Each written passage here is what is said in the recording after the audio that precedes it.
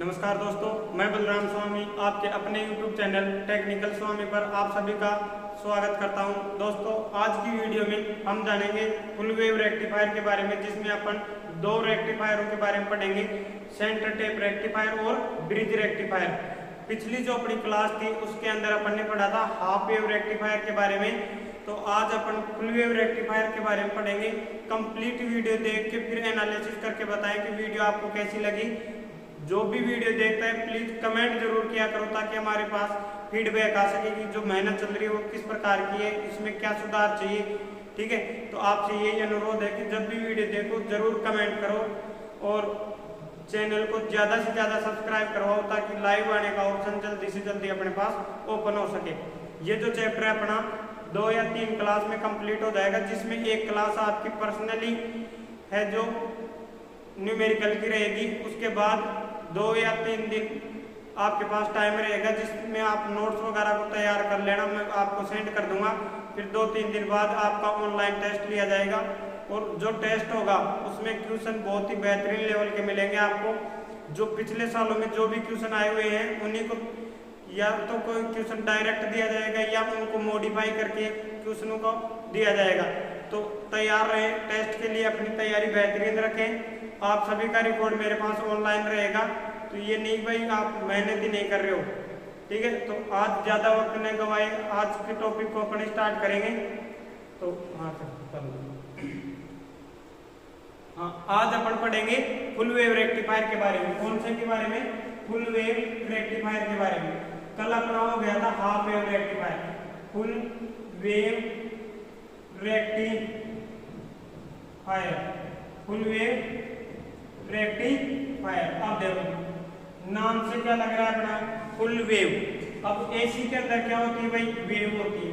मैंने कल समझाया था अच्छे से। ये क्या है? पॉजिटिव, ये क्या है? Negative half circle. क्लियर है? अब जो कल अपन ने हाफ वेव रेक्टिफायर पढ़ा था उसके अंदर क्या हो रहा था? केवल और केवल पॉजिटिव हाफ सर्किल प्राप्त हो रहा था, नेगेटिव क्या हो रहा था? विलुप्त हो रहा था। क्लियर है? इसलिए उसको क्या बोल रहे थे? अर्ध तरंग दृष्टिकारी हाफ वेव रेक्टिफायर। भाई आधी वेव प्राप्त हो रही थी अपने को, लेकिन आज के जो रेक्टिफायर अपना उसके अंदर कंप्लीट वेव प्राप्त होगी। कहने का मतलब पॉजिटिव और नेगेटिव दोनों सर्किलों से हमें क्या मिलेगा? आउटपुट मिलेगा। ठीक है, तो ये जो रेक्टिफायर है फुल वेव आपका, ये भी कितने प्रकार का होता है भाई? 2 प्रकार का। कितने प्रकार का होता है? 2। अब 2 कौन कौन से? तो पहला इसके अंदर है आपका सेंटर टेप रेक्टिफायर। कौन सा है? Centre tap rectifier. दूसरा कौन सा है? Bridge rectifier. तो पहले अपन डिटेल में पढ़ेंगे सेंटर टेप रेक्टिफायर के बारे में, उसके बाद जानेंगे ब्रिज रेक्टिफायर के बारे में। ठीक है, तो आज अपन स्टार्ट करेंगे। पहला कौन सा है फुल वेव का भी? Centre tap, centre tap, centre tap rectifier. Centre tap, centre taped rectifier. ठीक है, अब देखो सेंटर टेप रेक्टिफायर। सबसे पहले इसका अपन पढ़ेंगे क्या? सर्किट के बारे में, फिर इसका एनालिसिस करेंगे, उसके बाद अपन 1 बाय 1 लिखाएंगे। तो पहले इसको ध्यान से समझना है आपको। देखो सबसे पहले इसका सर्किट डायग्राम बनाता हूं। सेंटर टेप रेक्टिफायर है, इसके अंदर क्या लिया जाएगा? एक ट्रांसफॉर्मर। क्या लिया जाएगा? ट्रांसफॉर्मर। और ट्रांसफॉर्मर आपने देखा होगा कि इसके अंदर जो ट्रांसफॉर्मर है आपका, ये सेंटर टेप युक्त लेंगे भाई। कौन सा लेंगे? सेंटर टेप युक्त। इसका मतलब क्या हुआ कि इसकी प्राइमरी साइड में तो कितने सिरे निकले होंगे? 2। कितने? 2। और जो सेकेंडरी साइड है उसके साइड कितने सिरे निकले होंगे आपके पास? 3। अब देखो कैसे सेंटर टेप, देखो अभी बता दो। ये इसकी सेकेंडरी है, स्टेप डाउन प्रकार का होता है। ये कितना हुआ? 2, 4, 5। ठीक है, अब देखो सेंटर टेप का मतलब क्या है कि इसका जो केंद्र बिंदु है उसको क्या लेंगे अपन? टेपिंग के रूप में काम में लेंगे। ठीक है, अब एक डायोड आपका कहाँ जुड़ा होगा? यहाँ। या अपन पढ़ रहे सेंटर टेप के बारे में, और एक डायोड कहाँ जुड़ा होगा भाई? नीचे यहाँ। ठीक है। अब देखो ये यहाँ, अब ये दोनों रेक्टिफायर क्या करेंगे, यहाँ आ गए। अब अपने को आउटपुट कहां से मिलेगा, देखो एक बार, इन दोनों की टेपिंग मान लो अपन ने यहाँ निकाली, कहाँ निकाली, यहाँ। उसके बाद देखो इधर दिख रहा है ना, इसका जो पॉजिटिव सिरा निकलेगा सप्लाई को जोड़ने के लिए, वो तो निकलेगा इन दोनों को शॉर्ट करके यहाँ से, ठीक है। उसके अलावा जो नेगेटिव सिरा निकलेगा वो अपना निकलेगा यहाँ से। ये क्या नहीं दिख रहा, ये जो पॉजिटिव सिरा है आपका ये तो निकलेगा ऊपर से, और यहाँ से क्या निकलेगा, नेगेटिव। अब तो दिख रहा है, नेगेटिव सिरा कहाँ से निकलेगा, यहाँ से। कहाँ से, ट्रांसफॉर्मर के सेंटर टेप से। अभी समझाऊंगा पॉजिटिव ऊपर से यहाँ से कैसे निकला, नेगेटिव यहाँ कैसे निकला। देखो एक बार, ये डायोड कौन सा आपका D1, ये कौन सा डायोड है भाई D2, ठीक है। अब देखो इनके बीच क्या जोड़ा जाता है, लोड प्रतिरोध। क्या जोड़ा जाता है, लोड प्रतिरोध, जिसको प्रदर्शित करते हैं RL से। क्लियर है, क्या इसको क्या बोलेंगे, लोड प्रतिरोध है, इसको बोलते हैं RL से प्रदर्शित करेंगे। क्लियर है, हाँ। कई बुकों में आपको ये डायग्राम ऐसे मिलेगा कि ये जो RL है उसको यहाँ जोड़ देते हैं बीच में, ठीक है। बात वो भी वही है कि भाई पॉजिटिव उसको यहाँ से इधर से मिलेगा और नेगेटिव इधर से मिलेगा। अब मैंने क्या किया, तार को घुमा के भेजा इधर, तो इसका मतलब ये थोड़ी है कि भाई तार वायर अपना थोड़ा घूम के जाएगा तो करंट को जाने में 2-4 दिन का टाइम लग जाएगा ना। करंट की स्पीड तो बहुत हाई होती है, 3 × 10⁸ मीटर/सेकंड है, जो बहुत ही तीव्र गति है। तो इसको थोड़ी घूम के जाने में कोई चक्कर नहीं, आपका सर्किट पूरा होना चाहिए, ये मेन बात है। क्लियर है। अब उसमें क्या है, थोड़ा सा कंफ्यूजन हो जाता है कि बाहर दूसरा लोड जोड़े तो उसको कहाँ जोड़े। अब इसमें आपके क्लियर है कि लोड अगर आगे जोड़ने तो यहाँ से निकाल के जोड़ दो, पॉजिटिव से पॉजिटिव जोड़ दो, नेगेटिव से नेगेटिव जोड़ दो। क्लियर है। अब देखो ये काम कैसे करता है। इनपुट में क्या दे रहे हैं, एसी सप्लाई। क्या दे रहे हैं, एसी सप्लाई। अब ये जो स्टेप डाउन ट्रांसफार्मर है ये क्या करेगा भाई, इसको स्टेप डाउन करेगा, वोल्टेज को कम कर देता है। उसके बाद देखो क्या होगा, जैसे मान लो पॉजिटिव सर्किट की बात आई, क्या अब एसी है अपनी इनपुट में, तो इसके अंदर क्या आएगी, वेव चलती है, पॉजिटिव और नेगेटिव।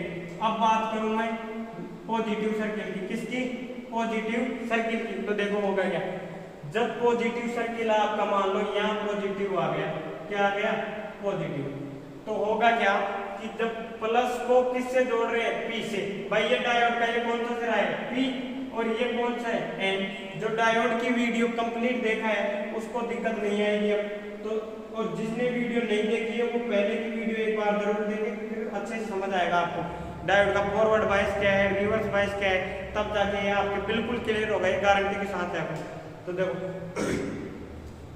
पॉजिटिव को P को प्लस से जोड़ दें अपन, तो जो डायोड है अपना कौन से बायस में कार्य करता है, फॉरवर्ड बायस में। सबके क्लियर है। अब देखो, अब इधर अगर पॉजिटिव सर्किल है तो यहाँ कौन सा होगा भाई, नेगेटिव। कौन सा होगा, नेगेटिव। अब हाफ सर्किल की बात करूं मैं, कब, जब पॉजिटिव सर्किल में चल रहा है अपना डायोड, तो डायोड D1 फॉरवर्ड में है या नहीं है, देखो P को प्लस से जोड़ रखा है, इसका मतलब ये डायोड क्या हो गया, फॉरवर्ड हो गया। और इधर से क्या आ गई, करंट आती, मान लो क्या आ गई, I1। क्या आई गई, I1। क्लियर है। अब देखो I1 आ गई।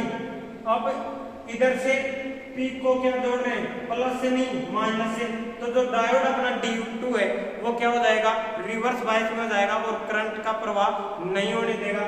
तो इधर से क्या होगा, धारा जो I है वो क्या गुजरेगी, जीरो। क्या होगी, जीरो गुजरेगी, करंट क्या होगी यहाँ, जीरो। क्लियर है। अब इधर से धारा क्या गई, I1, इधर से धारा जीरो। क्लियर है। अब देखो नेक्स्ट, अब अगले ही क्षण क्या होगा, इसका सर्किल बदला और कौन सा आ गया, नेगेटिव कहाँ चला गया, पॉजिटिव की जगह, और पॉजिटिव कहाँ आ गया, नेगेटिव की जगह। अब ये कहाँ आ गया, नेगेटिव, और यहाँ क्या आ गया, पॉजिटिव। तो इस स्थिति में क्या होगा कि अब देखो ये P को प्लस से नहीं माइनस से जोड़ रहे हैं, तो अपना D1 कहाँ आ जाएगा, रिवर्स बायस में, और इधर जो करंट है I वो क्या हो जाएगी, जीरो, और इधर जो करंट थी अपनी I ये क्या हो जाएगी, I2 का प्रवाह होने लग जाएगा। क्लियर है भाई। जब P को प्लस से जोड़ रहे हैं, अब की बार D2 क्या हो गया अपना, फॉरवर्ड बायस में, और D2 क्या करेगा, धारा का प्रवाह करने लग जाएगा। अब देखो ये दोनों प्लस कैसे हुए?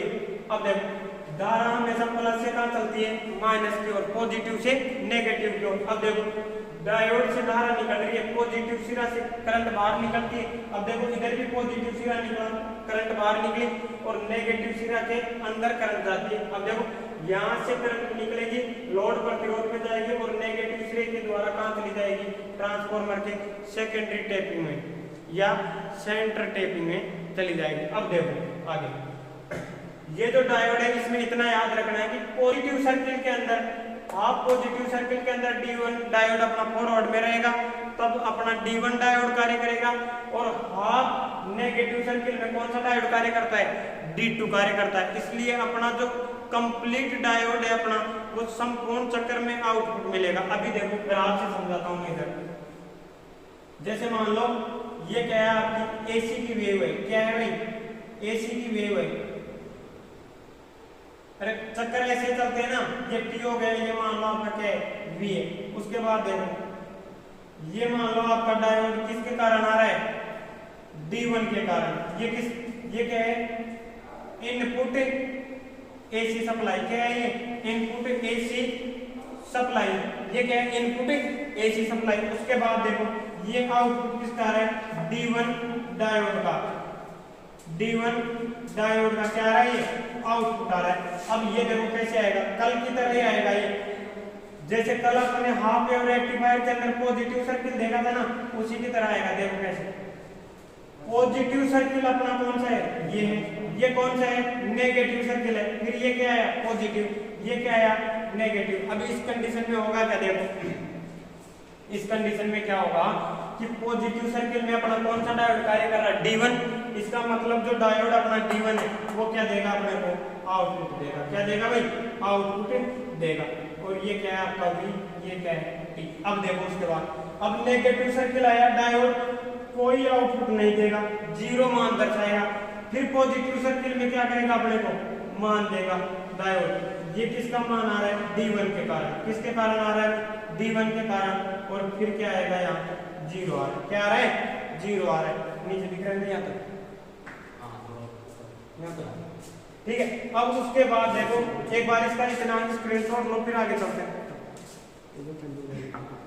एक बार इसका इतना स्क्रीनशॉट लो, एक बार इसको होगा नीचे। एक बार इसका सभी स्क्रीनशॉट ले लो, चाय पीने लग गया तो मैं बीच में एक बार स्क्रीनशॉट ले लो। हाँ चलो वो चलते हैं अपन आगे। देखो इसको तो अभी अपन रफ नहीं करेंगे, इसको दोबारा समझाऊंगा मैं आपको थोड़ा सा। एक बार इसकी वेव फॉर्म अपन नीचे क्या है? गैप नहीं रहा, इस वजह से अपने को रफ करना पड़ता है। देखो यहाँ से अपन चलते हैं AC फॉर्म के बारे में। देखो अपने AC के अंदर साइकिल क्या चलते हैं? कुछ इस प्रकार चलेंगे। ये क्या है आपका T, ये मान लो P या I। देखो ये क्या है? Positive half circle. ये क्या है? नेगेटिव। ये क्या है? फिर पॉजिटिव। ये क्या है? नेगेटिव। अब देखो पॉजिटिव और नेगेटिव। अब बात करें अपन डायोड D1 के कारण, तो D1 के कारण क्या होगा भाई? कल अपन ने मैंने हाफ वेव पढ़ाया था ना आपको, उसके अंदर क्या किया था अपन ने? जीरो। ये क्या? V या I। ठीक है। उसके बाद ये क्या है? T। अब देखो जब पॉजिटिव हाफ सर्किल था तब अपना डायोड D1 किस में रहता है? फॉरवर्ड बायस में। और ये जो है ये किसकी है? इनपुट AC सप्लाई की। Input AC supply. ठीक है। ये किसका आएगा अपना? अभी जो है ये आउटपुट है किसका? D1 डायोड का। किसका है? D1 डायोड का। क्लियर है? हाँ। अब देखो अभी मैंने बताया कि पॉजिटिव हाफ सर्किल के अंदर D1 डायोड किस में रहेगा? फॉरवर्ड बायस में। और जब भी फॉरवर्ड बायस में रहता है आउटपुट कैसा रहेगा? इनपुट के समान। तो ये किसके कारण आउटपुट मिला? D1 के कारण। किसके कारण? D1 के कारण। अब जब नेगेटिव हाफ सर्किल है तो डायोड D1 अपना कैसे कार्य करेगा? रिवर्स बायस में। इसका मतलब मान कितना आएगा? जीरो। फिर देखो पॉजिटिव हाफ सर्किल के अंदर अपने क्या मिलेगा? आउटपुट मिलेगा। जैसा इनपुट वैसा ही आउटपुट। अब देखो ये क्या? फिर D1 के कारण मिला है। किसके कारण? D1 के कारण। और फिर क्या मिलेगा? जीरो मिलेगा। आगे बात सुनो। अब देखो आगे ये बात हो गई D1 की। अब दूसरा डायोड और ले रहे हैं हम की बात, कौन सा? D2। कौन सा ले रहे हैं भाई? D2। अब देखो फिर ये आगे ऐसे कैसे, हाँ ये कौन सा डायोड ले रहे हैं अपन? D2। अब देखो D2 के अंदर क्या होगा? आउटपुट किसका? D2 डायोड का, D2 डायोड का। अब देखो होगा क्या कि जब D1 डायोड फॉरवर्ड में था उस टाइम अपना D2 किस में था? रिवर्स बायस में था। और D1 पॉजिटिव हाफ सर्किल में फॉरवर्ड में था, तो ये कहाँ रहेगा? रिवर्स बायस में। कहाँ रहेगा अपना? Reverse bias. और जैसे ही नेगेटिव हाफ सर्किल आया D2 डायोड किस में आ गया? फॉरवर्ड बायस में। इसका मतलब इसमें क्या मिलेगा? अपने को आउटपुट देगा। क्या देगा? आउटपुट। और ये कौन सा डायोड दे रहा है अपने को आउटपुट? D2। कौन से है? D2। और फिर क्या आएगा? Reverse bias 0। और फिर अपने को क्या देगा? ये आउटपुट देगा। ये किसका आउटपुट आ गया? D2 डायोड का। किसका भाई? D2 डायोड का। अब जो फाइनली अपना नीचे दिख रहा है ना, फाइनली जो अपना DC का आउटपुट मिलेगा अपने को, वो देखो कैसे मिलेगा। ये कंप्लीट सर्किल प्राप्त होंगे। अभी देखो कैसे, ये जो डायोड है ये तो किसके कारण मिला? D1 के कारण। फिर ये किसके कारण मिला? D2 के कारण। फिर ये किसके कारण मिला? D1 के कारण। और ये किसके कारण मिला? D2 के कारण। दिख रहा है नहीं इतना? अब देखो आप, ये जो D1 है, D2 है, फिर D1 के कारण, फिर D2 के कारण, और ये प्रक्रिया क्या होती है? ऐसे चलती रहती है। जबकि जो अपना हाफ वेव रेक्टिफायर था उसके अंदर क्या मिल रहा था? पॉजिटिव सर्किल मिला, फिर नेगेटिव नहीं मिला, फिर क्या मिला? पॉजिटिव। इसका मतलब उसके अंदर अपना जो नेगेटिव सर्किल था वो क्या हो रहा था? विलुप्त हो रहा था, गायब हो रहा था। लेकिन इसके अंदर क्या है? पॉजिटिव सर्किल और नेगेटिव दोनों मिल रहे हैं। नेगेटिव सर्किल को D2 किस में बदल रहा है? पॉजिटिव सर्किल के अंदर। ठीक है, तो जो डायोड अपना है, ये जो फुल वेव रेक्टिफायर है, जो सेंटर टेप वाला है, वो क्या करता है? संपूर्ण चक्कर के अंदर हमारे को क्या देगा? पॉजिटिव आउटपुट देगा। क्लियर है? अब देखो इसके बारे में जनरली जो क्वेश्चन आते हैं वो देखो। Centre tap transformer, centre tap transformer कहाँ मिलेंगे? Full wave rectifier centre tap प्रकार के। इसका जो नाम है इस ट्रांसफार्मर के आधार पर पड़ा है कि इसका जो ट्रांसफार्मर है ये कैसा होना चाहिए? सेंटर टेप युक्त होना चाहिए। क्लियर है? एक क्वेश्चन क्लियर। उसके बाद इसके अंदर डायोड की संख्या कितनी?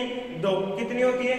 2। ठीक है, अब देखो एक बहुत ही बेहतरीन क्वेश्चन है भाई, कल भी मैंने बताया था, जो आजकल बहुत ज्यादा पूछा जाता है कि जो centre tap full wave rectifier है उसके अंदर जो डायोड की धारा है वो लोड धारा के बराबर होगी, आधी होगी या 2 गुनी होगी। ठीक है, ऐसा क्वेश्चन आता है। तो अभी देखो ये जो डायोड है इसके कारण मान लो धारा इधर से क्या आई? I1। क्या आई भाई? I1। और इधर से इस डायोड D2 के कारण क्या आई? मान लो I2। क्या आई? I2। और जो लोड की जो करंट है वो क्या होगी? इन दोनों के योग के बराबर होगी। जैसे मान लो 1 एम्पियर इधर से 1 एम्पियर इधर से, तो लोड में टोटल धारा कितनी बहेगी? 2 एम्पियर। कहने का मतलब लोड प्रतिरोध की धारा डायोड धारा की कितनी होती है? 2 गुनी होगी। क्लियर है? ध्यान रखना, क्वेश्चन आ जाए कि लोड धारा का मान फुल वेव रेक्टिफायर के अंदर डायोड धारा से होता है 2 गुना, जबकि हाफ वेव में क्या होता है? बराबर होता है। क्यों?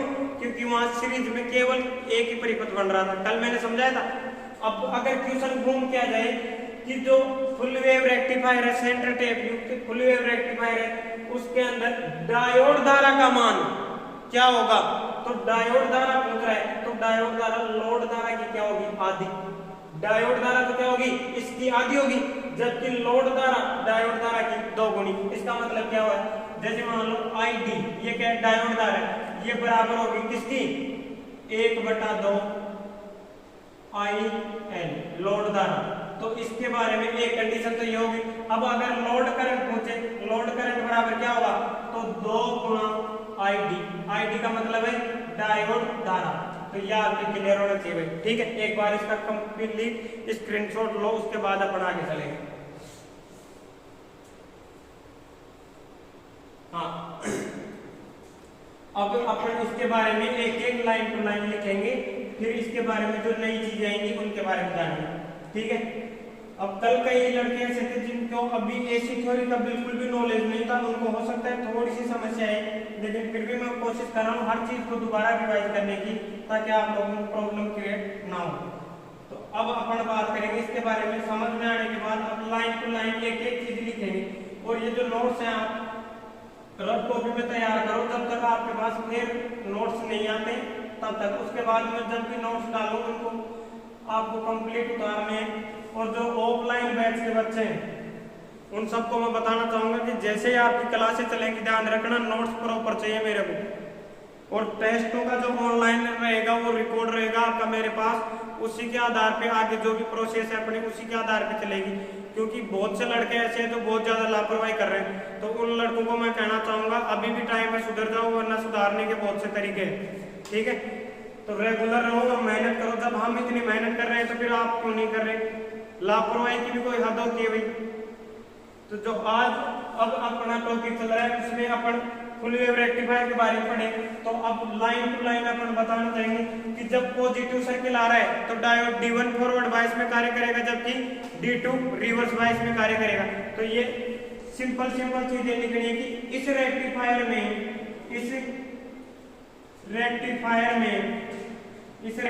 में हाँ दो डायोड काम में लेते हैं। कितने डायोड?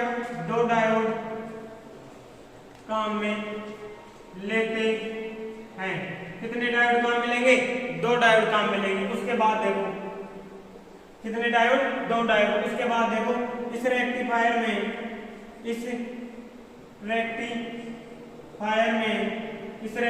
में हाँ डायोड के अलावा और क्या चीज है? मुख्य डायोड में मुख्यतः एक सेंटर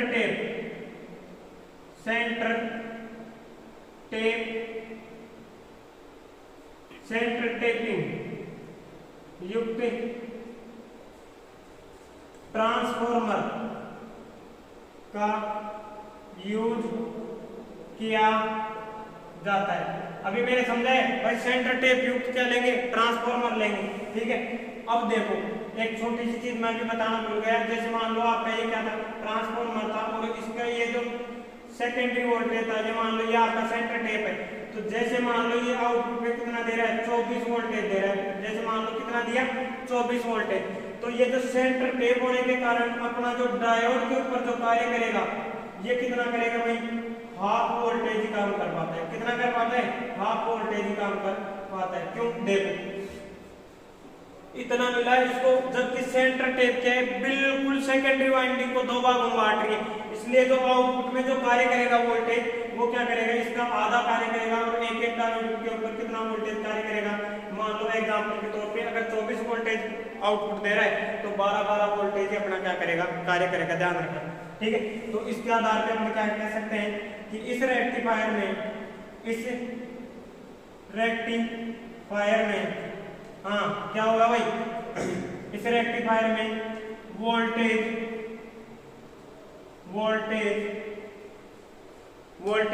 हाँ सेंटर टेप ट्रांसफॉर्मर के कारण आधा ही प्रयोग होता है।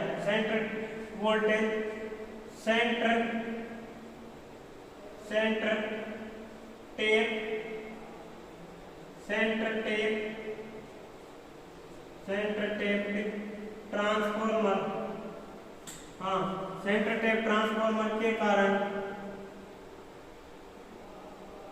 आधा ही प्रयोग हो पाता है। उसके अलावा अभी मैंने लिखवाया था कि हाँ D1 और D2 वाली वो कंडीशन लिखो अगर याद नहीं रहे तो, कि जब इनपुट एसी सप्लाई का पॉजिटिव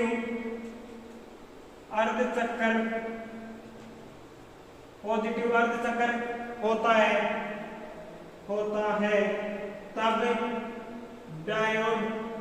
तब अपना कौन सा डायोड फॉरवर्ड करेगा? तब अपना डायोड D1 हाँ फॉरवर्ड बायस में कार्य करता है तथा डायोड D2 रिवर्स बायस में कार्य करेगा। रिवर्स बायस में कार्य करता है तथा आउटपुट केवल D1 डायोड ही देता है। ये कंडीशन तो किसकी आ गई? पॉजिटिव हाफ सर्किल की। क्लियर? अब देखो, और जब input AC supply, input AC supply का नेगेटिव हाफ सर्किल हो, नेगेटिव अर्धचक्र हो, तब डायोड, डायोड कौन सा? D1 रिवर्स बायस में कार्य करता है तथा डायोड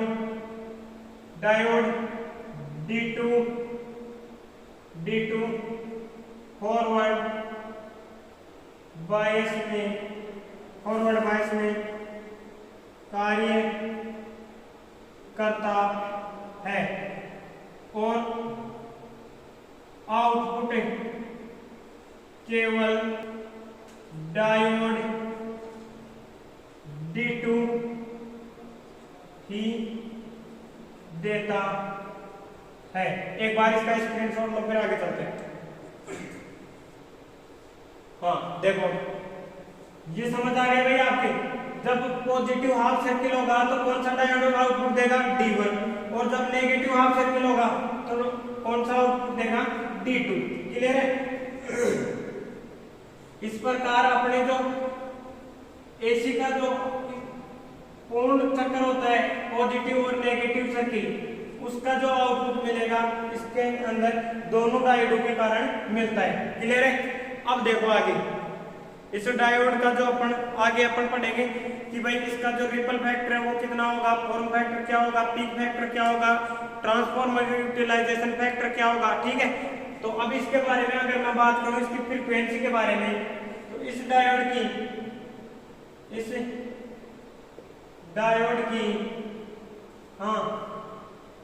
आउटपुट आवृत्ति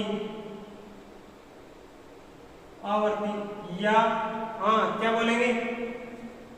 रिपल आवृत्ति। क्या बोलेंगे भाई? रिपल आवृत्ति, जिसको बोलते हैं रिपल फ्रीक्वेंसी। रिपल फ्रीक्वेंसी किसके समान होगी? इनपुट आवृत्ति की 2 गुनी होती है। क्या होती है भाई? 2 गुनी होती है। अर्थात जो फ्रीक्वेंसी अपने को आउटपुट में मिलेगी, रिपल फ्रीक्वेंसी अपनी, वो होगी 2 गुना एफ। कौन सी? Input frequency. किसके? इनपुट फ्रीक्वेंसी की 2 गुनी होगी। ये डायरेक्ट क्वेश्चन आता है भाई, तो इसकी जो रिपल फ्रीक्वेंसी है, ये इनपुट फ्रीक्वेंसी कितनी होगी? 2 गुनी होगी। क्लियर है? जबकि हाफ वेव में क्या हो रहा था? दोनों का मान समान था। अब चलो आगे देखो। इसके कारण जो हमारे को आउटपुट मिलेगा वो कितना मिलेगा? देखो, इस रेक्टिफायर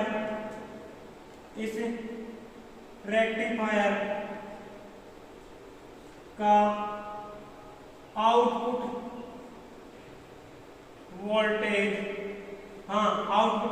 जिसको क्या बोल सकते हैं अपन? V average. क्या बोल सकते हैं भाई?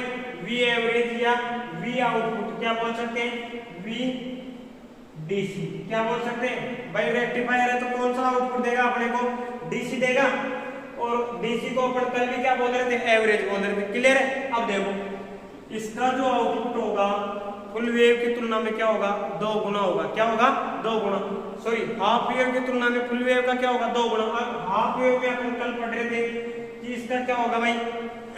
हाफ वेव रेक्टिफायर के अंदर क्या होता है? V मैक्सिमम बटे पाई। अरे ये था ना कल हाफ वेव के अंदर, तो इसका क्या होगा? 2 गुना होगा। तो आज जो होगा 2 गुना V मैक्सिमम बटे पाई। क्या होगा? 2 गुना V मैक्सिमम बटे पाई। अब इसका कल मान निकाला था अपने, कितना आया था? 0.318। तो इसका क्या आ जाएगा? 0.6637। ठीक है। हाँ, अब देखो इंटू V मैक्सिमम क्या आएगा? Into V maximum. ये किसका मान आ रहा है? V DC का या V आउटपुट का, V एवरेज का। फुल वेव रेक्टिफायर है, सेंटर टेप है अपना, उसके अंदर क्या आ रहा है? V आउटपुट या V एवरेज या V DC, एक ही बात है। इसका मान क्या आएगा? 0.637 गुना V मैक्सिमम, या क्या आएगा? 2 गुना V मैक्सिमम बटे पाई। क्लियर है? अब उसके बाद देखो इसका फॉर्म फैक्टर क्या आएगा भाई। ठीक है, उससे पहले अपन क्या पढ़ेंगे? इसका RMS मान। इसका RMS मान क्या होगा भाई? इसका RMS मान बराबर हाफ वेव के अंदर क्या हो रहा था?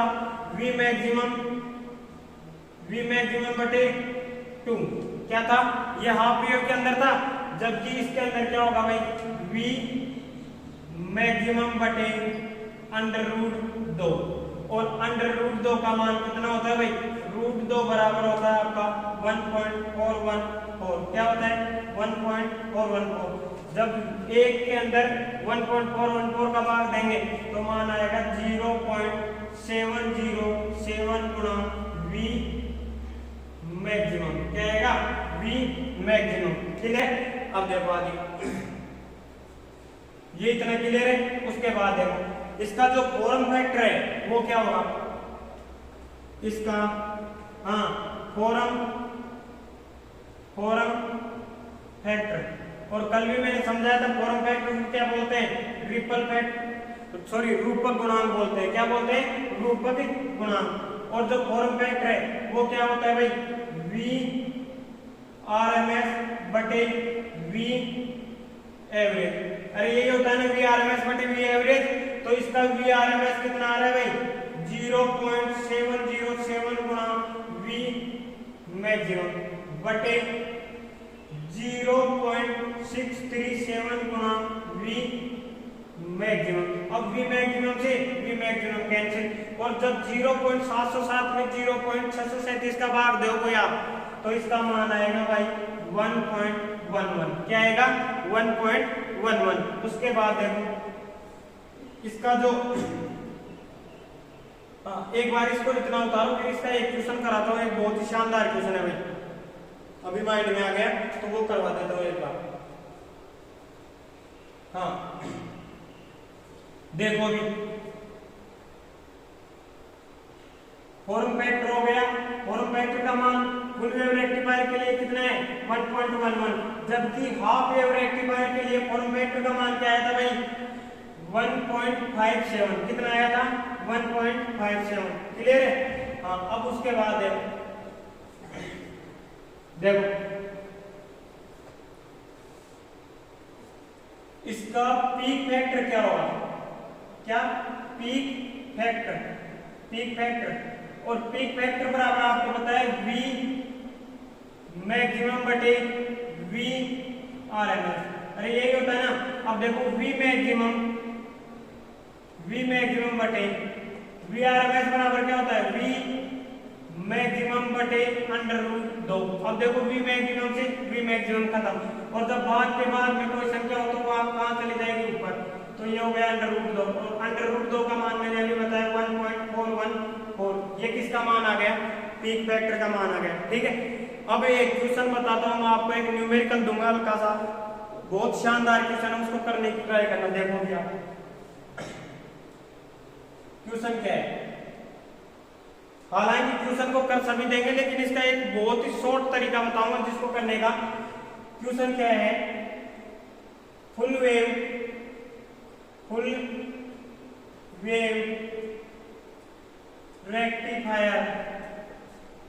रेक्टिफायर के लिए आउटपुट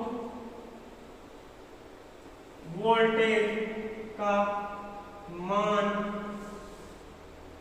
क्या होगा यदि इसे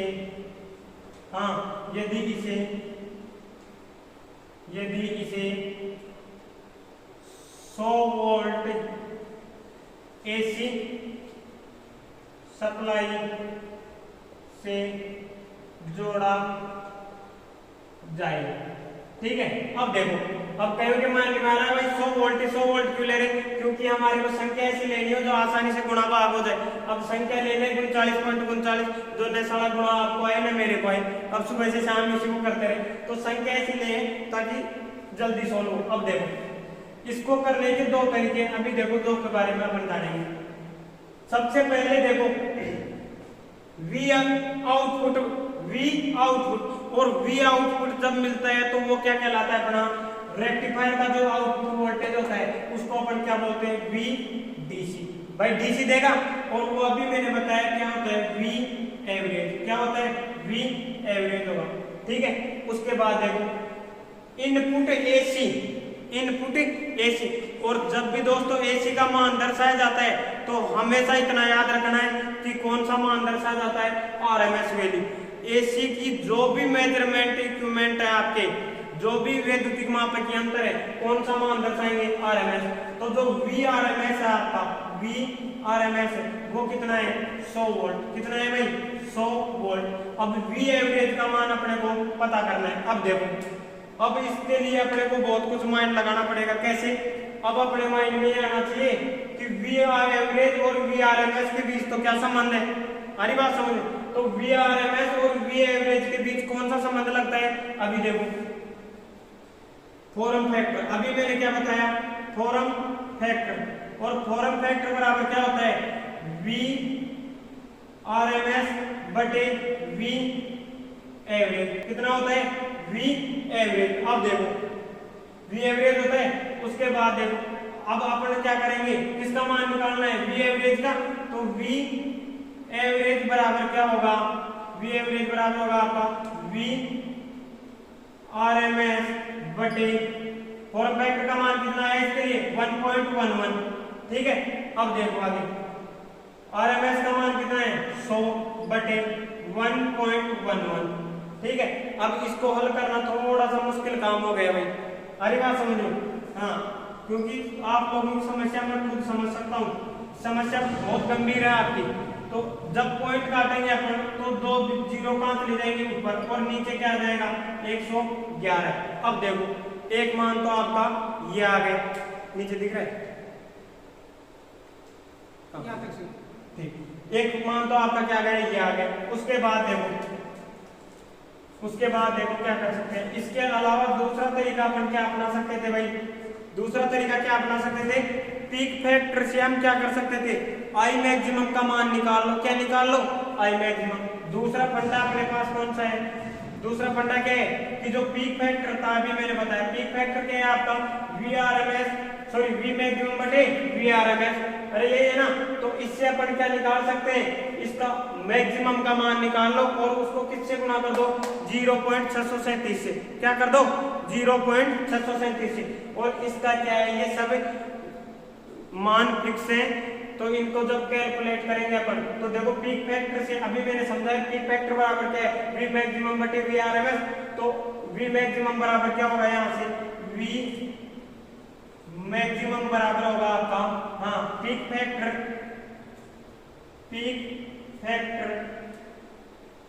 फैक्टर गुणा VRMS।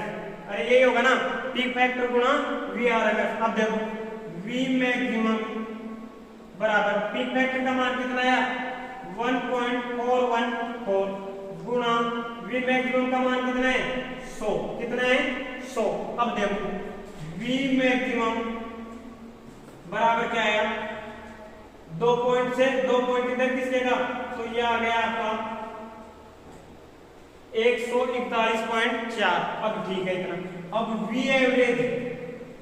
एवरेज बराबर आपका क्या आता है भाई, 0.637 गुणा V मैक्सिमम। अरे ये आता है ना, 0.637 गुणा V मैक्सिमम।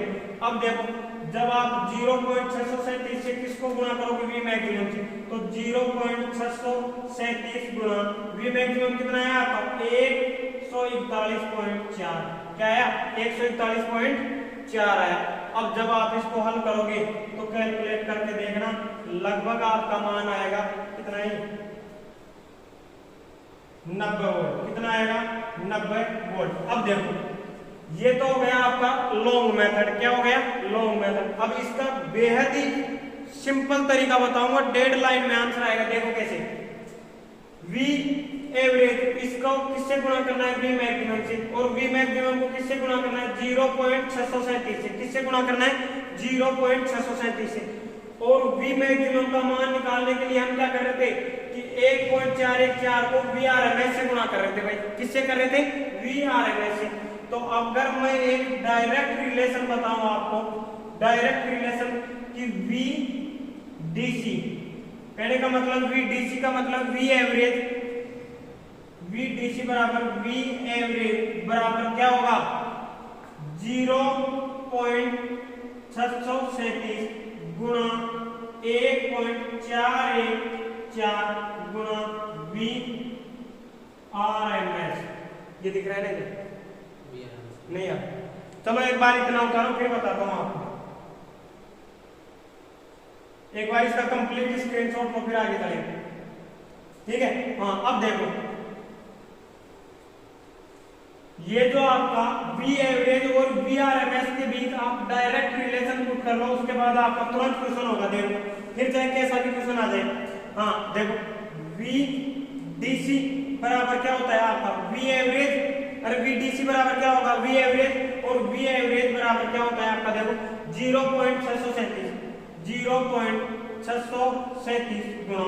अब देखो यहाँ से मैक्सिमम निकालने के लिए हमने क्या किया RMS को 1.414 से गुणा किया, तो इसको मैं ऐसे लिख सकता हूँ 1.414, ठीक है, गुणा VRMS लिख सकता हूँ नहीं लिख सकता हूँ, ये इधर अलग है, ठीक है।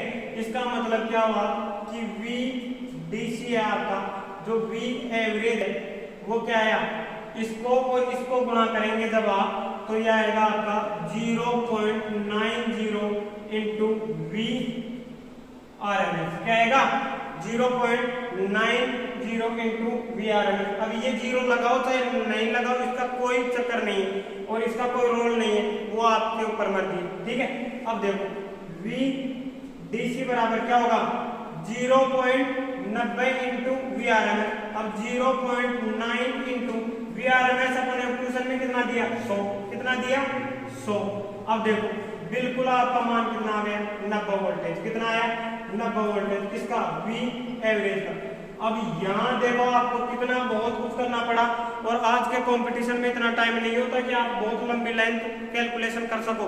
तो आपको इतना याद रखना है, अगर AC का मान दे दे तो उसको फुल वेव के लिए 0.9 से गुणा कर दो, क्या कर दो 0.9 से गुणा कर दो, क्या आ जाएगा आपका डायरेक्ट DC वोल्टेज आ जाएगा, डायरेक्ट आपका एवरेज वोल्टेज आ जाएगा, क्लियर है। अब बात करो अगर मैं, ये तो किसका है फुल वेव का, फुल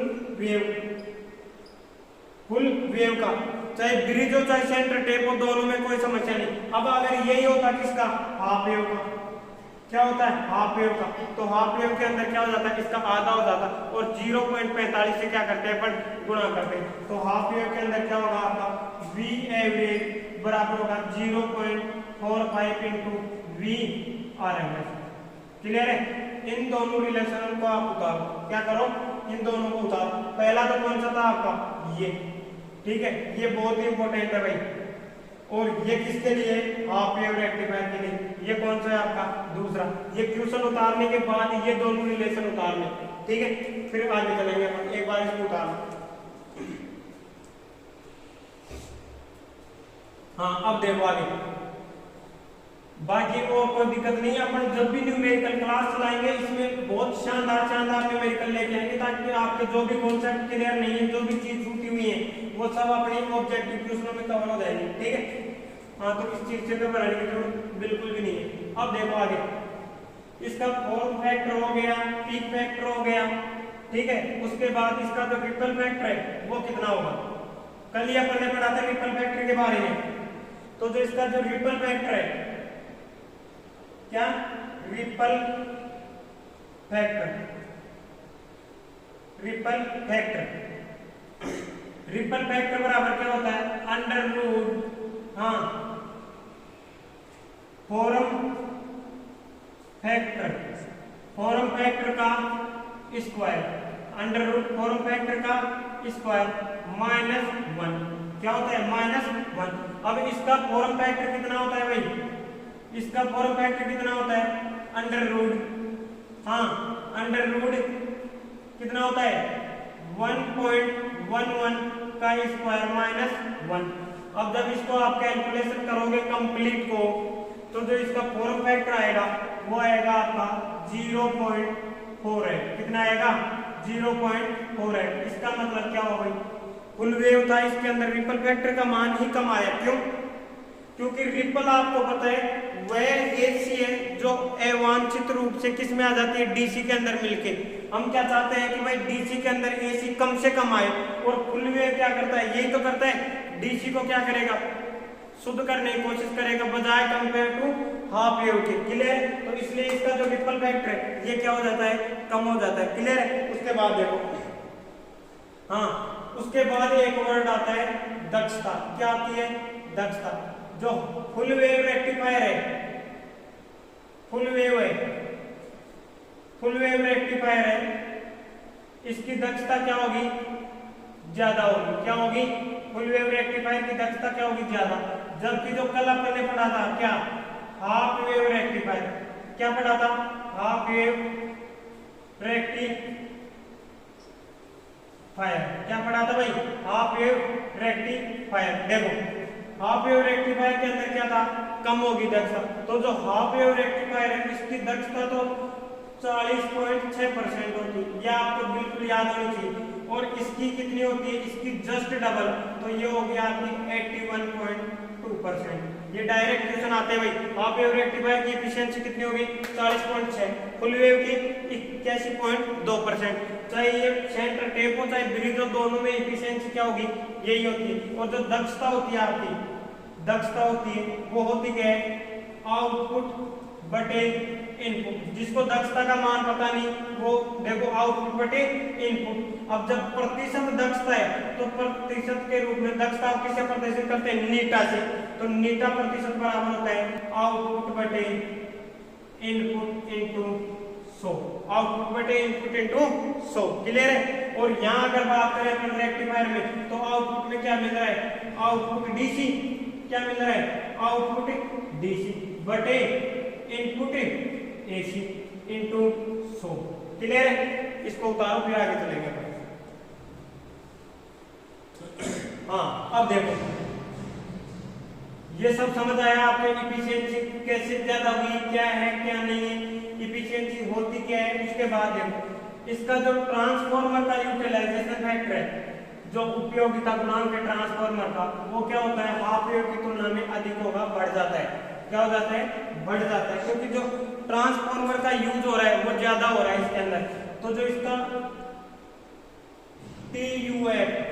TUF का मतलब है transformer utilization factor, transformer utilization factor, इसका मान कितना होता है, ट्रांसफार्मर यूटिलाइजेशन फैक्टर का मान क्या होगा भाई, ज्यादा होगा इसके अंदर। और कितना होगा, 0.693, जबकि हाफ वेव के अंदर क्या था, ये कम था।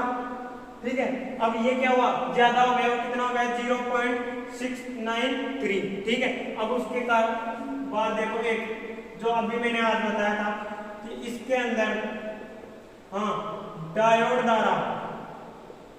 द्वारा जिसको अपन मान लो ID से प्रदर्शित करें, और डायोड द्वारा का मान हाँ लोड द्वारा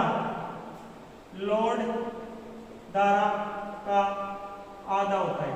क्या होता है भाई, आधा होता है। इसका मतलब अपन क्या कह सकते हैं, जो ID है वो बराबर होगी 1/2 गुणा IL, लोड द्वारा की आधी होगी। दूसरा अगर लोड धारा पूछे तो लोड धारा बराबर होगी 2 गुणा आई डी, डायोड धारा की 2 गुणे होगी। तो इन दोनों को आप उतार लो, इसमें से डायरेक्ट कई बार क्वेश्चन आ जाता है। अगर लोड धारा का मान इतना है तो डायोड धारा का मान क्या होगा, कल मैंने समझाया था इसके बारे में, ठीक है। एक बार उतारो, फिर आगे अपन नेक्स्ट रेक्टिफायर पढ़ेंगे। हाँ, अब देखो नेक्स्ट जो अपना रेक्टिफायर है वो है ब्रिज रेक्टिफायर। कौन सा है भाई, ब्रिज रेक्टिफायर। हो सकता है आज की वीडियो थोड़ी लंबी हो जाए, आज अपन दोनों डायोडों को खत्म करने की कोशिश करें, ठीक है। तो अब जो अपना लास्ट रेक्टिफायर है वो कौन सा है भाई, ब्रिज रेक्टिफायर। कौन सा है, bridge rectifier, bridge rectifier, bridge rectifier, ठीक है। हाँ, अब देखो इसके अंदर क्या होगा, एक ब्रिज का निर्माण होता है। क्या होता है, ब्रिज का निर्माण होता है। और इसके अंदर जरूरी नहीं भाई अपन सेंटर टेप ट्रांसफॉर्मर लें, ठीक है। ये रेक्टिफायर ऐसा है जिसके अंदर आप ट्रांसफॉर्मर नहीं भी लो तब भी कोई समस्या नहीं, क्लियर है। अब देखो ये जो आपने क्या लिया है ट्रांसफॉर्मर, इसको हम क्या दे रहे हैं, इनपुट में एसी सप्लाई। क्या दे रहे हैं, इनपुट में एसी सप्लाई दे रहे हैं, ठीक है। चलो इतना समझ आया। अब क्या करेंगे, इसकी सेकेंडरी वाइंडिंग ये लो। अब इसके अंदर क्या होता है कि जो सेंटर टेप वगैरह का कोई समस्या नहीं है, डायरेक्ट सप्लाई देंगे, देखो आगे। और इसको ध्यान से समझना, इसका डायरेक्ट प्रैक्टिकल आता है भाई फुल वेव का, या तो सेंटर टेप का आएगा आपके, या ब्रिज रेक्टिफायर का 100% प्रैक्टिकल में एक क्वेश्चन पूछता है आपको, और मेन एग्जाम में भी पूछा जाएगा इसका, ठीक है। देखो इसके अंदर क्या लेंगे अपन, 4 डायोड काम में लेते हैं। कितने डायोड, 4 डायोड। देखो कैसे जुड़े होंगे, ये आपका हो गया पहला डायोड। क्या हो गया, पहला डायोड। दूसरा डायोड कैसे जुड़ा होगा, कुछ इस प्रकार जुड़ा होगा, ठीक है, ये लो। अब तीसरा डायोड ऐसे जुड़ा होगा। अभी इसको समझाऊंगा मैं आपको, रटने की बिल्कुल भी जरूरत नहीं। कौन सा डायोड किस प्रकार आया, देखो ये यहाँ, ये यहाँ, ये दोनों कौन से हो गए, इनपुट सिरे हो गए। कौन से हो गए, इनपुट। और ये एक आउटपुट का ये हो गया, दूसरा आउटपुट का कौन सा सिरा हो गया, ये हो गया, ठीक है। ये आउटपुट का कौन सा सिरा हो गया, दूसरा। तो ये तो क्या होगा, पॉजिटिव। और ये कौन सा आएगा यहाँ, नेगेटिव सिरा, ठीक है। ये यहाँ कौन सा आ गया आपका, पॉजिटिव सिरा, ठीक है। अब देखो इसके अंदर क्या होता है कि डायोड आपका, मैंने जब डायोड पढ़ाया था पीएन डायोड, उस दिन मैंने बताया था कि इसके अंदर क्या होती है, पट्टी होती है एक तरफ व्हाइट पट्टी, एक तरफ होती है क्या, ब्लैक। तो इसके अंदर क्या होगा, पीएन। ये आपका कौन सा डायोड है भाई, D1। ये कौन सा है, D2। ये कौन सा है, D3। और ये कौन सा है, D4। देखो होगा क्या, एक ब्लैक होगा पूरा, एक साइड व्हाइट पट्टी होगी। जो ब्लैक वाला सिरा होता है वो होता है आपका पी सिरा। तो आप क्या करो, पहले देखो दो को सीरीज में जोड़ने की कोशिश करो, या तो इनको जोड़ लो पहले, या इनको ऐसे जोड़ लो। उसके बाद देखो क्या होगा। जैसे एक बार आपने 2 डायोडों की व्हाइट पट्टी जोड़ी, एक बार क्या जोड़ी, 2 की व्हाइट पट्टी को एक जगह जोड़ दिया, ठीक है। तो आपका ये इधर का टेपिंग मिल गई। उसके बाद आपने क्या किया, 2 अलग डायोड लिए और उनकी क्या कर दी, ब्लैक वाली पट्टी जोड़ दी। क्या जोड़ दी, ब्लैक वाली पट्टी जोड़ दी। तो आपके पास कौन सा जंक्शन मिल गया, ये वाला। तो ये दोनों तो क्या मिल गए आपको, आउटपुट के मिल गए। जो व्हाइट वाली पट्टी होगी जिधर 2 डायोडों की, वो तो कौन सा होगा, आउटपुट के लिए पॉजिटिव सिरा। और जो ब्लैक वाली पट्टी होगी तो वो मिलेगा अपने को नेगेटिव आउटपुट का सिरा, क्लियर है। अब देखो ये यहाँ जोड़ दिया हमने, यहाँ जोड़ दिया। अब जो इसका और इसका दोनों का जो सिरा बचेगा ना, दोनों को, तो अपने पास अब टोटल 4 सिरे बचेंगे अलग अलग। तो 2 को एक जगह जोड़ दो भाई। इसका ब्लैक और इसका व्हाइट यहाँ जोड़ दिया, इसका ब्लैक और इसका व्हाइट हमने यहाँ जोड़ दिया। तो ये क्या बन जाएगा, अपना ब्रिज के जैसे बन जाएगा, ब्रिज रेक्टिफायर बन जाता है। अब देखो ये कार्य कैसे करता है। देखो जैसे मान लो अपनी एसी के अंदर क्या है, पॉजिटिव सर्किल और नेगेटिव सर्किल। अब जब बात करें पॉजिटिव सर्किल की, तो यहाँ कौन सा सर्किल सर्किल आ गया मान लो पॉजिटिव, कौन सा आ गया पॉजिटिव सर्किल। अब पॉजिटिव सर्किल के कारण करंट मान लो यहाँ तक आई, कहाँ तक आई, यहाँ तक, क्या चल रहा है, हाँ करंट कहाँ तक आई, यहाँ तक। अब यहाँ आते ही करंट क्या हो गई, यहाँ आते ही करंट क्या हो गई आपकी, कंफ्यूज हो गई भाई इधर जाना है या इधर जाना है, ठीक है। तो इसमें होता क्या है कि यहाँ देखो पॉजिटिव है, पी को प्लस से जोड़ेंगे तो फॉरवर्ड और पी को माइनस से जोड़ेंगे तो रिवर्स। अब देखो ये डायोड तो किस में कार्य करेगा, फॉरवर्ड में करेगा, नहीं करेगा भाई, पी को प्लस से जोड़ रहे हैं तो फॉरवर्ड में, तो करंट किधर जाएगी, D1 में से। जबकि अपना जो D4 डायोड है ये देखो पी को प्लस से नहीं माइनस से जोड़ रहा है, इसका मतलब जो माइनस से है इसका एन पर रहता है उसको प्लस से जोड़ रहा है, तो ये किस में कार्य करेगा, रिवर्स वाइज में, तो इधर करंट नहीं जाएगी। तो जो पॉजिटिव हाफ सर्किल है उसमें देखो करंट किधर से जाएगी, D1 से, और D1 से जाके डायरेक्ट यहाँ तक आ गई, कहाँ आ गई, यहाँ। अब यहाँ आते फिर कंफ्यूजन हो गया कि भाई लोड में जाए या D2 में जाए, लोड में जाए या D2 में जाए। यहाँ आते फिर कंफ्यूजन हुआ तो उसको देखो क्या करेंगे, यहाँ आने के बाद देखो इधर जब मैं बात करूँ तो पॉजिटिव को एन पर से जोड़े तो ये डायोड भी कौन से वाइज में कार्य करेगा, रिवर्स वाइज में। तो रिवर्स वाइज में टोटल कितने डायोड हो गए अभी तक आपके, D2 और D4 दो डायोड हो गए। तो जो धारा है पॉजिटिव सिरा अपने कहां से मिलने जाएगा, यहाँ तक, ठीक है। अब देखो D3 की कहानी, ये क्या है, नेगेटिव सिरा, कौन सा है, नेगेटिव सिरा। अब नेगेटिव सिरा देखो कहां जा रहा है अपना, यहाँ। तो जो नेगेटिव सिरा है वो ये पॉजिटिव था तो ये क्या था आपका नेगेटिव, क्या था नेगेटिव। अब इसके अंदर देखो क्या हो, नेगेटिव को किससे, पॉजिटिव से, पी परत को अगर माइनस से जोड़ दे तो डायोड रिवर्स वाइज में कार्य करेगा, जो अपना D2 ऑलरेडी कर रहा है, अभी मैंने समझा। जबकि D3 देखो माइनस को एन परत से जोड़ दो तो फॉरवर्ड वाइज में होगा, नहीं होगा, बिल्कुल होगा। तो जो डायोड D3 है आपका ये भी किस वाइज में कार्य करेगा, फॉरवर्ड वाइज में कार्य करेगा, इसलिए इसके द्वारा जो सिरा मिलेगा अपने को वो मिलेगा नेगेटिव सिरा।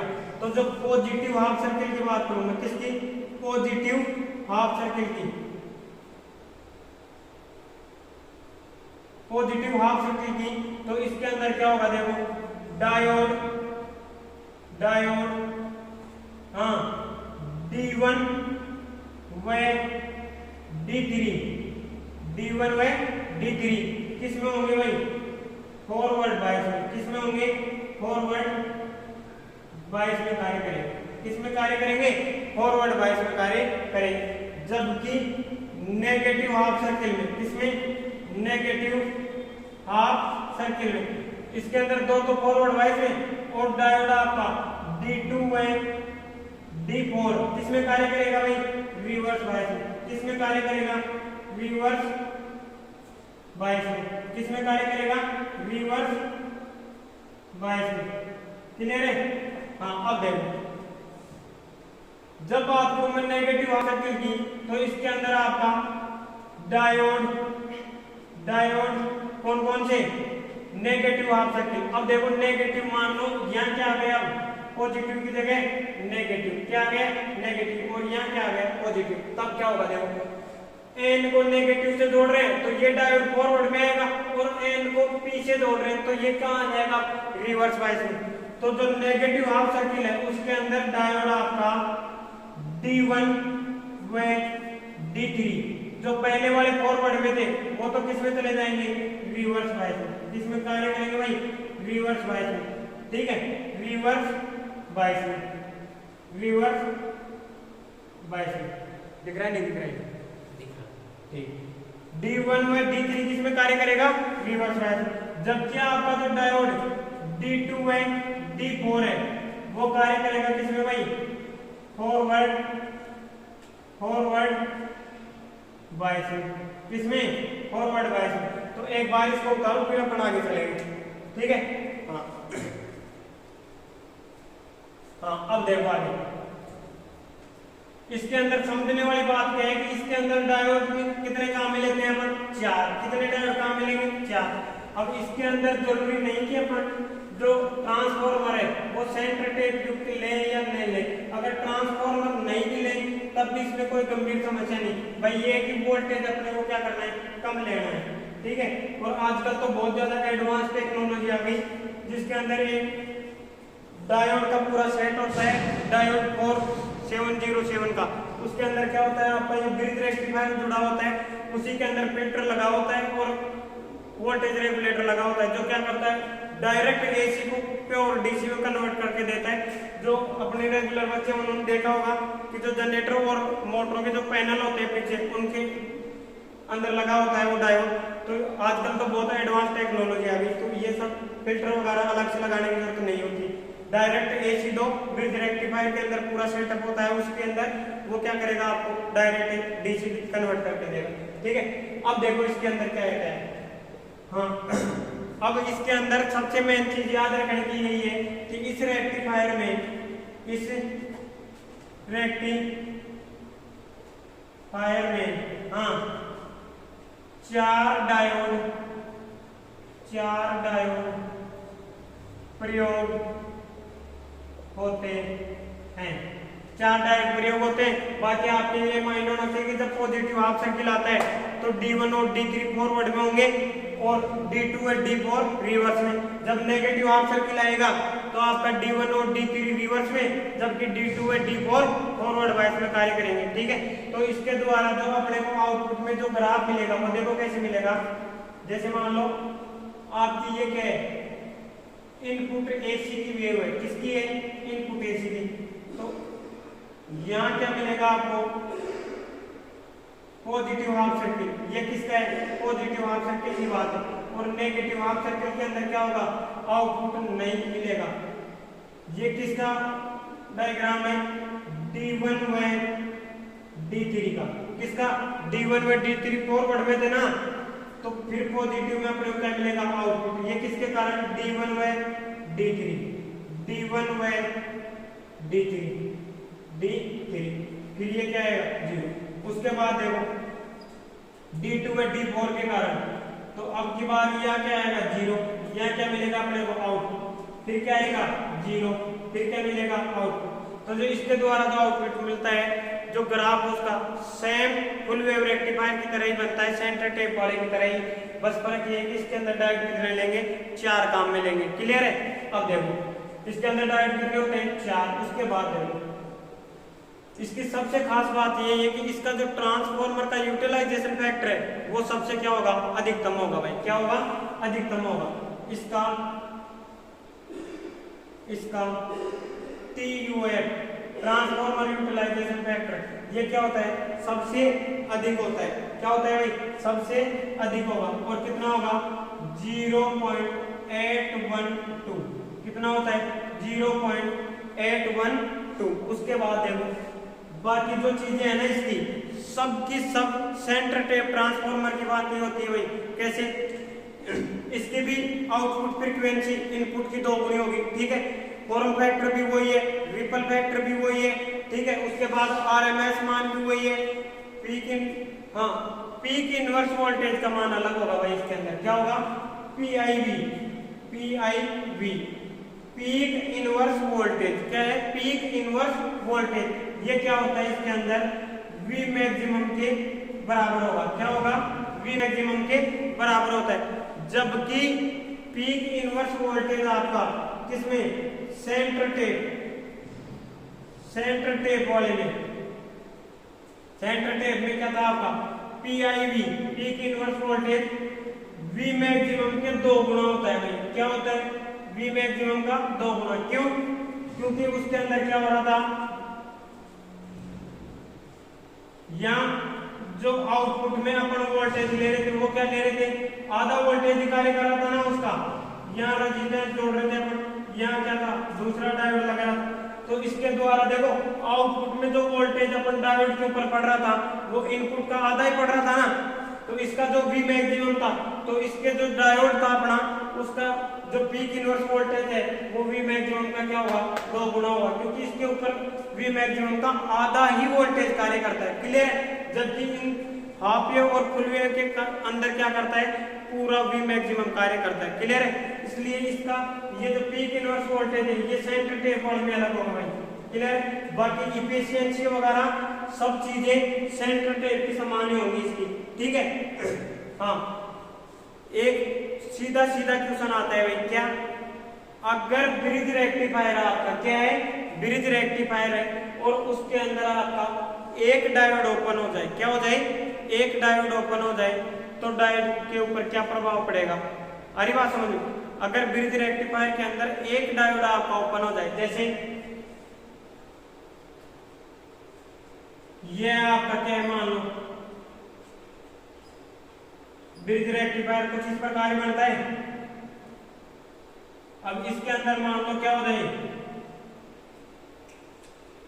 यहां आपको क्या मिल रहा है, आउटपुट, और यहां से क्या दे रहे थे अपन, इनपुट। जैसे मान लो मैं ये बोल रहा हूं एक डायोड ओपन हो जाए, भाई ये डायोड क्या हो गया आपका, ओपन हो गया, तो डायोड के ऊपर कार्यशैली पे क्या प्रभाव पड़ेगा, डायोड की कार्यशैली पे।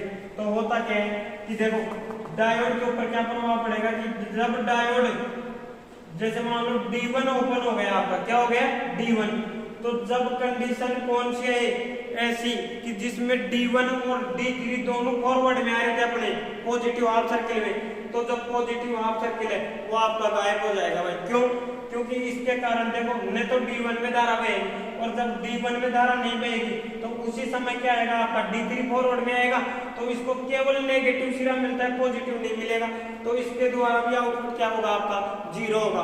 तो जो इसका जो पॉजिटिव हाफ सर्किल है वो गायब हो जाएगा, और इसकी जो दक्षता है वो क्या हो जाएगी, 50% हो जाती है। 50% का मतलब ये नहीं कि फिक्स हो गई, पहले की आधी हो जाएगी, दक्षता कितनी हो जाएगी, पहले की तुलना में आधी हो जाएगी, आउटपुट आपका पहले का आधा हो जाएगा। क्लियर है। हाँ, उसके अलावा एक क्वेश्चन आता है कि अगर ब्रिज रेक्टिफायर के अंदर दोनों टर्मिनल आपस में चेंज हो जाए, आउटपुट की जगह इनपुट, इनपुट की जगह आउटपुट हो जाए, तो क्या होगा।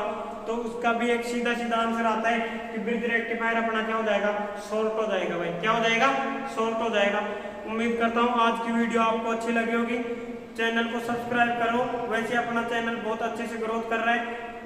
इस सभी के सहयोग के लिए आप सभी को धन्यवाद। वीडियो को ज्यादा से ज्यादा शेयर करें ताकि जो भी बच्चे पढ़ने वाले हैं वो अपने से जुड़ सके, रेगुलर रह के मेहनत करें। Thank you.